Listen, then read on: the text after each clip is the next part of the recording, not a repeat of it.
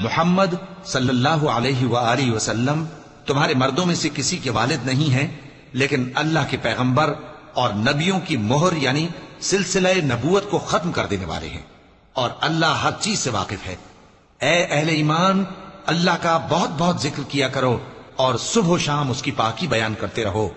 وہی تو ہے جو تم پر رحمت بھیجتا ہے اور اس کے فرشتے بھی، تاکہ تم کو اندھیروں سے نکال کر روشنی کی طرف لے جائے، اور اللہ مومنوں پر مہربان ہے۔ جس روز وہ اس سے ملیں گے تو ان کا تحفہ اللہ کی طرف سے سلام ہوگا، اور اس نے ان کے لیے عمدہ ثواب تیار کر رکھا ہے۔ اے پیغمبر، ہم نے تم کو گواہی دینے والا اور خوشخبری سنانے والا اور خبردار کرنے والا بنا کر بھیجا ہے، اور اللہ کی طرف اسی کے حکم سے بلانے والا اور چراغ روشن۔